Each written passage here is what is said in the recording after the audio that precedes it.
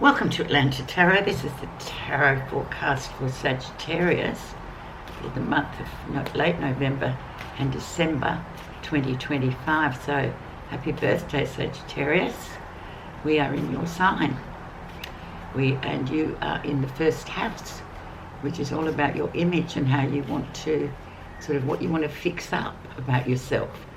You cut your hair or do something to improve your image, or you may have been doing that all year and now you see the results. Fit, healthy, all those kinds of things that we all sort of work on periodically during the year. So that's that, and the housekeeping is please like, subscribe and comment to help the channel grow. Thank you very much. And you have as the energy around the Hanged Man. Yes, so the Hanged Man is all about patience.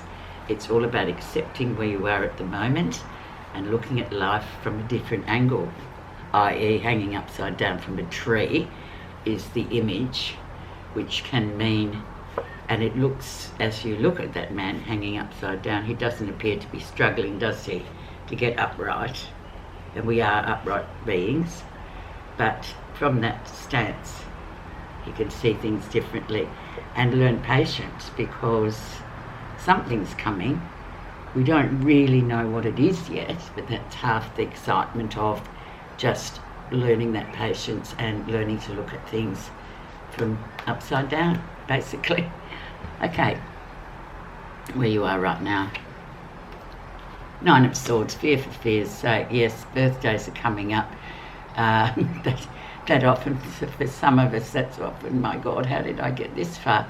It's great, but it's just fear for fear's sake, and just, nighttime energy as well, like just not sleeping very well or waking up at 3:03 every morning and just going, what the hell? Yeah, but it's just all those kind of mind disturbances that can sort of make us really believe that you've got something to fear, where not really. But it's still a human condition, there you go. So it's about learning to sort of wipe that out and do something physical to combat that wild mind running wild. The influencing card is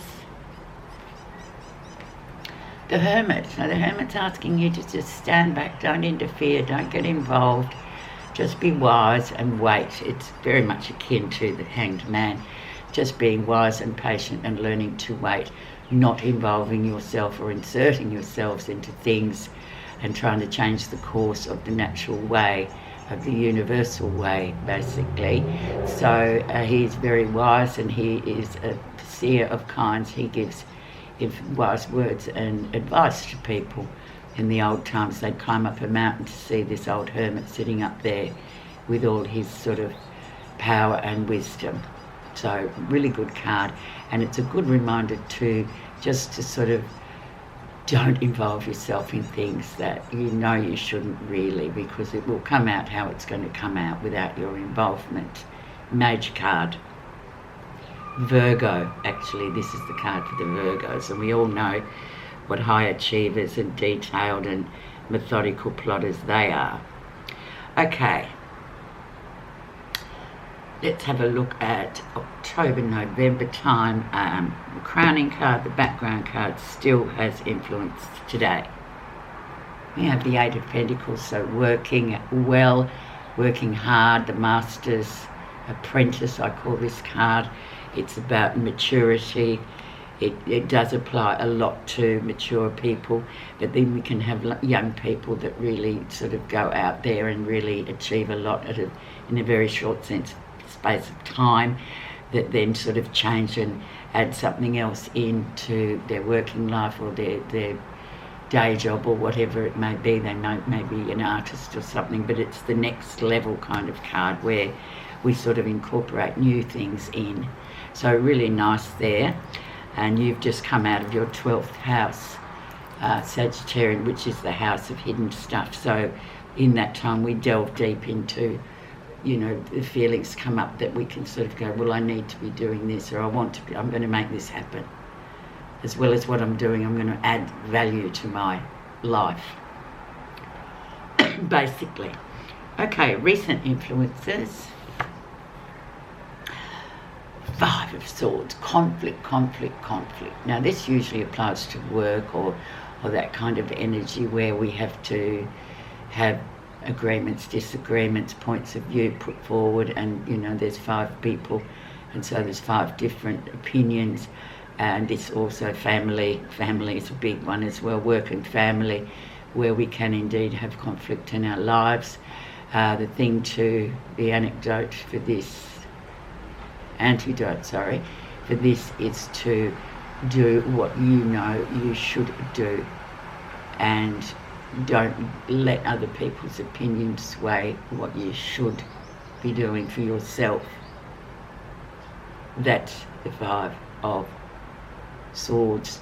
So it's about sort of really not involving yourself in disputes and conflict with people who have obviously different opinions that can lead to clashes and unpleasantness. And it's Swords, so it's that mental jousting stuff. It's that's part of who we are, I suppose. The lesson you'll be learning, Sag. 8 of Wands, Sagittarian card.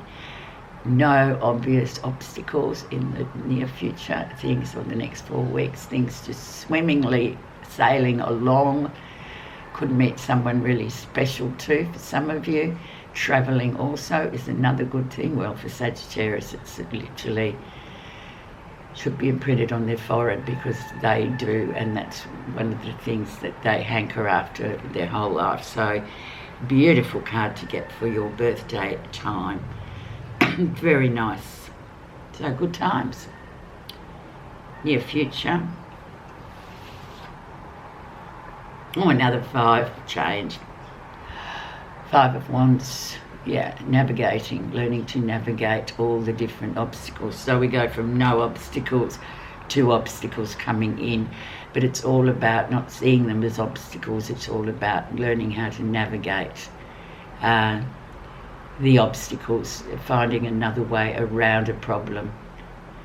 Problems, solutions, that's how they are, that's what it is. So finding solutions of another way to do things. Very nice. You've got some really deep cards here, and some really interesting day-to-day cards that can sort of buoy you along and go, oh yeah, well look, if you look at it with a positive mind, that is possible. It's all possible. It's just how we look at things. And we learn from them, obviously.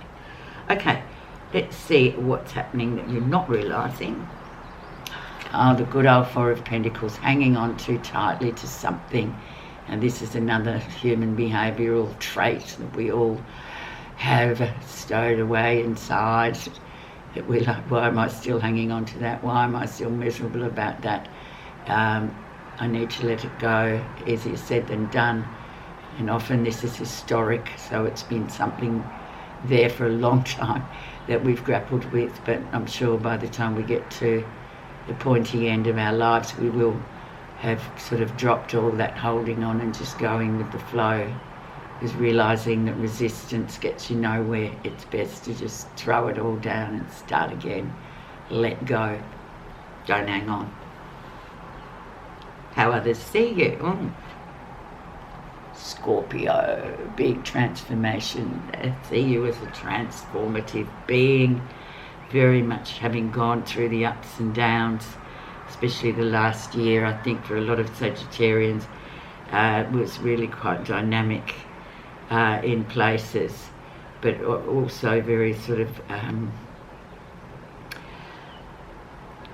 the need for transformation was there, and you're doing it and you've done it, but it's an ongoing thing to transformation. It's like winter to spring, and we get to the point where we think, well, how am I going? Am I still doing that same thing? No, I'm actually moving away from that. So that's a good thing, and that's transformation, and that's how other people see us. And it's emotionally very deep too, obviously. Just like this 4 of Pentacles, it's historical in a way where we know we need to transform, but we can't, kind of, it's a big challenge. I think that's adequate for the description of it. Another big card, so you've got 1, 2, 3 big cards already, Sag. All good. Okay, let's see what you're feeling positive about. Oh, no, another 5. 5 of Pentacles. So sort of alone time here. Now, you've just come out of our 12th house. We have, Sagittarius and myself, but we've come out of that. So change is in the air, and almost a feeling of feeling left out or excluded here. But it's actually, it's sort of almost needed on the road to change. So you need to kind of sometimes spend that time, and you may well feel that you're left out, but it's just that feeling of, I need to get things right. I need to just stand on the outside and look in. I don't need to be involving myself with others and other people's problems for this time. With, most of us just want to get together with our friends sometimes just to bitch about something or somebody because it makes us feel better, but overall we know that it wasn't very nice. So this is the card to sort of buoy us along to say, okay, yes, you don't feel like socialising, things like that. Very 12th house is actually, if you're going to compare it, you can to a level, but not really deeply. But it's a good card too for you, and you do recognise that that's your positive feeling. So well done coming out of the 12th house, because that's probably how a lot of this felt like, just sitting on the outside looking in, not really being the overt Sagittarian sort of person. Okay, the outcome. And we have the Queen of Pentacles, the beautiful Queen of Pentacles. Home and hearth, really important to you. Cooking, doing all those homely things. Very female, very much female energy for the guys. It could be that person is your other half, and that's how they make you feel. They make you feel like that. Look, whenever they're there at home, home is a home. It's not just a house, an empty cavern. It's got energy in there coming from this female sort of input, really. It's a really nice card. And I think for Sagittarians too, because they often want to be on the move, it's a nice card to have, to just be able to settle in and go, no, I just want to stay at home for a while, and I want to just enjoy my home and my space and my cooking and my garden, and that it's all encompassing. So for Sag, I think that's always a good thing, because we can't always be roaming around the planet. We have to sometimes put equal energy into being at home and loving our home and garden and cooking and all those simple things in life. Okay, I'm just going to put an oracle card on this 5 of Swords, this conflict card, because none of us like the swords. Sometimes they're all a bit sort of painful. You think, oh, what now? Why do I always get these swords coming in? But it's just your mindset, really. Well, that's what I tell myself. Yeah, it can be quite challenging. Okay, let's see what's under this conflict with the 5 of Swords. And we have the Serpent, and we have knowledge and healing, so that's very positive. And it's number 23, so let's read out the important snippets. The Serpent's message is one of healing and gaining knowledge. Whatever situation you're in right now, it is meant for its purpose, for this purpose. The Serpent also reminds you that knowledge is important. Perhaps it is time for you to read a book or take a class in order to gain more understanding of your inquiry. Or you may need to ask questions of others who know and can help you. The Serpent also lets you know that you may be suffering because there are aspects of yourself that are wounded and still need tending. Now it is time for this. Perhaps you need to rest, meditate, and allow knowledge to come to the consciousness, or maybe you just need to sleep more. Another aspect of Serpent energy is that each time you experience a healing or learn new things, you may need to shed your skin to adopt a new one. But don't worry, the Serpent says that it's necessary. It's a necessary and beautiful thing, akin to transformation. I love the way they all sort of link. Thanks so much for listening, Sagittarius, and have a very happy birthday.